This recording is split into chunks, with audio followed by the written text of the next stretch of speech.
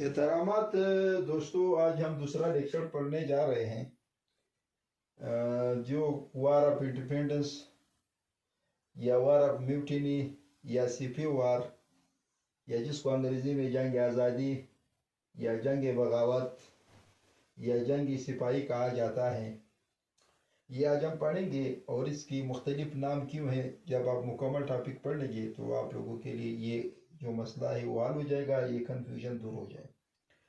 दोस्तों, इस टॉपिक को पढ़ने से पहले बेहतर है कि हम पिछले लेक्चर में जाए, लेक्चर नंबर 1 में, जिसमें आउटलाइन मैंने आप लोगों को पढ़ाया था, या 3 क्वेश्चंस ऑफ पाकिस्तान स्टडी। उसमें एक सवाल मुग़ल एम्पायर से रिलेटेड था कि मुग़ल एम्पायर जो 1526 में हिंदुस्तान में आए, फिर 1857 तक वो हिंदुस्तान के हुक्मरान थे। एक ख़ानदान थी लेकिन बाप बेटा इस तरह ये चल रहा था सिलसिला। तो मुग़ल के दौर को हमने 2 हिस्सों में तकसीम किया था। एक दौर को हमने नाम दिया था ग्रेटर पीरियड, जो 1526 से 1707 तक है, जिसमें मुग़ल का मुकम्मल कंट्रोल था पूरे हिंदुस्तान पर। फिर इसके बाद जो दूसरा दौर है 1707 से 1857, इसको हमने नाम दिया था डिक्लाइन पीरियड या ज़वाल का दौर। इस ग्रेटर पीरियड में अगर आप लोगों को याद हो, ईस्ट इंडिया कंपनी के नाम से एक कंपनी बरतानिया से आई यहाँ तजारत के गर्ज से, और 1600 में उनको इजाज़त दी गई कि आप जाए मद्रास, बम्बई और बंगाल, यहाँ पे सूरत, वहाँ मुख्तलिफ जगह पे इन लोगों ने अपनी फैक्ट्रियाँ बनाई, अपने कारखाने बनाए और यहाँ पे तजारत वो कर रहे थे। लेकिन जब 1707 में औरंगज़ेब के वक़्त के बाद मुग़ल के अपनों में जानशनी का मसला आ गया, मराठास उठ गए और इसी के साथ सिख उठ गए, अफगानिस्तान से हमले हुए, तो मुग़ल बिल्कुल ज़वाल की तरफ जा रहे थे, तंज़ली की तरफ जा रहे थे, कमज़ोरी की तरफ जा रहे थे। तो उस वक्त फिर ईस्ट इंडिया कंपनी ने क्या किया था, अपनी जो तिजारत के मकसद से वो हट कर कब्ज़े की तरफ चले गए। उसने कहा कि एक अच्छा मौका है, मुग़ल भी कमज़ोर है, ये हिंदुस्तान के लोग आपस में लड़ रहे हैं, तो लिहाजा हमारे लिए एक अच्छा मौका है कि क्यों ना हम हिंदुस्तान को कब्ज़ा कर लें। तो उस मकसद के लिए फिर एक जंग लड़े गए, जिसको 1857 जंग आज़ादी भी कहा जाता है, म्यूटिनी बगावत भी कहा जाता है, सिपी वार भी कहा जाता है। तो दोस्तों, आसान अल्फाज में अगर आप वार ऑफ इंडिपेंडेंस की अंग्रेजी में तारीफ करेंगे तो आप कहेंगे the war between east India company and A Mughal empire for political powers. ये जो जंग है ये ईस्ट इंडिया कंपनी और मुग़ल एम्पायर के दरमियान लड़ी गई थी सियासी ताकत के लिए। सियासी ताकत किस तरह, मुग़ल हुक्मरान थी, वो अपनी सियासी ताकत बचाने के लिए जंग लड़ रहे थे, और ईस्ट इंडिया कंपनी यहाँ पे हुक्मरान बनने की ख्वाहिशमंद थी, तो इसलिए एक जंग लड़े गए। तो आप आसान अल्फाज में सियासी ताकत हासिल करने के लिए ईस्ट इंडिया कंपनी और मुग़ल एम्पायर के दरमियान या मुग़ल बादशाह के दरमियान जो जंग लड़ी गई थी, उसको 1857 जंग कहते हैं, या जंग आज़ादी कहते हैं, या जंग बगावत कहते हैं, या सिपी वार कहते हैं। सही दोस्तों, तो ये जो है इसका आसान डेफिनेशन है। तो इस क्वेश्चन में हम 3 हिस्से पढ़ेंगे। पहले हिस्से में हम पढ़ेंगे कि जंग क्यों शुरू हो गई, फिर इसके बाद ये देखेंगे कि जंग नाकाम क्यों होगी। नाकाम से मतलब ये कि ये मुग़ल या हिंदुस्तान के लोग ये जंग क्यों हार गए। एक चीज़ है कि ये जंग कौन जीत गया, ईस्ट इंडिया कंपनी जीत गई। सही। फिर आखिर में उसके जो आखिरी हिस्सा इसमें पढ़ेंगे कि जंग के बाद क्या असरात थी, क्या कंसिक्वेंस थे। सही दोस्तों, तो सबसे पहले यहाँ पे आते हैं, ये एडिंग्स मैंने दिया है, वाई वार स्टार्टेड, जंग क्यों शुरू हो गई, या आर या वजूहात काजिज, ये दोनों एक चीज़ है। आपसे सवाल किया जा सकता है, मुख्तसरा सवाल, वाई वार इंडिपेंडेंस स्टार्टेड, तो आप ये वजूहात पढ़ेंगे। Why the war of independence failed, या Y Mughal empire lost the war, तो आप क्यों हार गए, तो ये हम पढ़ेंगे। फिर इसके बाद एक और हिस्सा है, उसको मुख्तसरा पढ़ते हैं। तो दोस्तों, आते हैं सबसे पहले पॉलिटिकल काज, सियासी वजह से ये जंग शुरू हो गई, जिसको हमने तारीख में भी पढ़ा था। यानी सियासी ताकत, मुग़ल अपनी सियासी ताकत को बरकरार रखना चाहता था, और अंग्रेज़ यहाँ पे सियासी ताकत हासिल करने के लिए जंग लड़ रही थी, तो सियासी वजह थी इक़्तिदार के लिए। दूसरी वजह क्या है, इकनॉमिक काज। अगर आपको मालूम है, ईस्ट इंडिया कंपनी जब हिंदुस्तान में आई, जब उसने कारोबार शुरू किया, जब मुग़ल ज़वाल की तरफ गई, तो उन लोगों ने आहिस्ता आहिस्ता पूरे हिंदुस्तान के कारोबार पर कब्जा कर लिया।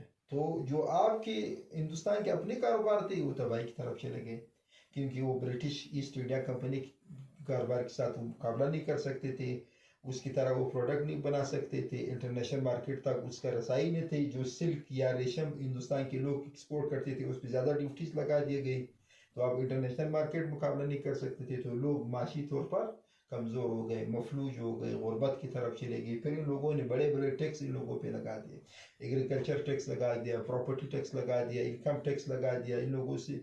تو یہ ان کی اپنی لوکل انڈسٹری بھی تباہ ہو گئی، تو ٹیکسز کے دبے تلے یہ آ گئے. تو اس لیے ان لوگوں نے معاشی تنگالی کی وجہ سے ان لوگوں نے بغاوت کی. تیسری وجہ ہے ملٹری کاز. یہ ملٹری کاز اس لیے ہے، اس کو پھر آپ جو سپی وار ہے اور یہ میوٹینی، ان دونوں کے ساتھ اس کا تعلق ہے.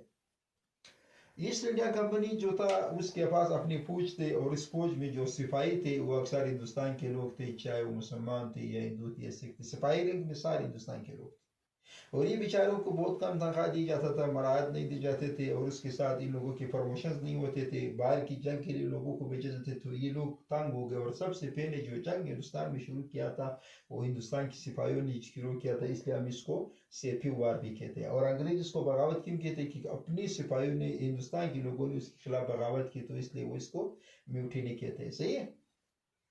اور یہ جو فورتھ پوائنٹ ہے ریلیجیس کاز، مذہبی وجہ. ایسٹ انڈیا کمپنی جب اپنے ساتھ آئے تو اپنے ساتھ کچھ لوگوں کو لائے تھے جس کو انگریزی میں مشنری کہا جاتا ہے. یہ مذہبی لوگ تھے، جس طرح ہمارے مسلمانوں میں تبلیغ والے تھے جو اسلام کی دعوت دیتے، لوگوں کو مسلمان کرتے. تو اس لیے ایسٹ انڈیا کمپنی نے لوگ رائے تھی، یہ اپنی عیسائیت کے پرچار کرتی تھی. یہ کوشش کرتے تھے کہ زیادہ سے زیادہ ہندوستان کے لوگ عیسائی بن جائے، تاکہ پھر یہاں بھی حکمرانی کرنا لوگوں کے لیے آسان ہو جائے، ایک مذہب کی تحلیل کیا جائے. تو یہ اس طرح یتیم خانے بنائے گئے تھے، پھر وہاں پہ یتیم بچوں کو عیسائیت پڑھاتے تھے بہت، اور لوگوں کو لالچ دیا جاتا تھا کہ آپ عیسائیت قبول کریں، ہم آپ کو فلانا محکمہ دیتے ہیں، ہم آپ کو فلانا وزارت دیتے ہیں، ہم آپ کو فلانا جاگیر دیتے ہیں. تو اس لیے لوگوں کی مذہبی جذبات جوش میں آ گئے، مذہبی لوگوں نے اس کا رد عمل دیا، ہندو، سکھ، مسلمز نے، اور اسی طرح یہ جنگ شروع ہو گئی. صحیح ہے دوستوں. پھر اس کے بعد جو لاسٹ پوائنٹ ہے، اس کو امیجیٹ کاز یا فوری وجہ، جو فوراً جنگ شروع ہونے کی وجہ بن گئی، اور اس کا تعلق اس ملٹری کاز سے بھی ہے، اور یہ جو عام سپی وار کہتی اس کے ساتھ بھی ہے. تو آپ لوگوں کے لیے چیز کلیئر ہو جائے. 1853 میں ایک پسٹل بنایا تھا، کس نے؟ انگریز نے. انفیلڈ رائفل اس کا نام تھا. صحیح، انفیلڈ رائفل. اور اس کی یہ جو بنایا تھا، اس میں جو ایک کارتوس استعمال ہوتے تھے اس کو کہتے تھے گریسڈ کارٹریج. کارتوس کو کہتے ہیں گریس، جو اس پہ لگا ہوا تھا، کیمیکل لگا ہوا تھا. تو یہ جب بھی آپ انفیلڈ رائفل بھی یہ کارتوس استعمال کرتے تھے تو سب سے پہلے جو اس پہ گریس لگا ہوا تھا یا کیمیکل لگا ہوا تھا، اس کو آپ منہ سے صاف کرتے تھے. یہ حقیقت ہے یا نہیں ہے، لیکن افواہ پھیل گئی کہ جو گریس اس پہ لگائے یا کیمیکل اس پہ لگایا ہے وہ کس چیز سے بنے ہوئے ہیں؟ یہ گائے کے اور خنزیر کی چربی سے بنے. تو دوستو، گائے جو ہے ہندو کے لیے مقدس تھا، اور جو ہے خنزیر مسلمانوں کے لیے حرام ہے. تو اس لیے سب سے پہلے جو جنگ بھی شروع کیا تھا، ریئیکشن بھی دیا تھا، تو وہ کس نے دیا تھا؟ ہندوستان کی سپاہیوں نے دیا تھا. تو اس لیے اس کو سیپی وار کہتے ہیں. سو یہ وہ وجوہات ہے جس کی وجہ سے یہ ہندوستان کے لوگ جو ہے وہ جنگ شروع ہو گیا. پھر آتے ہیں کہ ہندوستان کے لوگ جنگ ہار کیوں گئے؟ یہ بہت اہم سوال. اس کے وجوہات، فیلر کازز، تو ناکامی کی وجوہات. کیوں مغول امپائر، ہندوستان کے اتنے لوگ، مغول جو 3 سال سے حکمرانی کر رہے تھے، اکثریت پھر اس سے پہلے دہلی سلطنت کر رہے تھے، اتنی بڑی آبادی، پھر بھی یہ جنگ ہار گئی کیوں؟ تو سب سے پہلے وجہ ہے لیک آف لیڈرشپ. کوئی قیادت کرنے والا نہیں تھا، کوئی لیڈ کرنے والا نہیں تھا جو جنگ کو لیڈ کرے. مغول بادشاہ جو بہادر شاہ ظفر آخری حکمران تو بیچارہ تو اپنے محل میں بالکل وہاں بھی نظر بند بھی کہہ سکتے ہو، محدود تھے.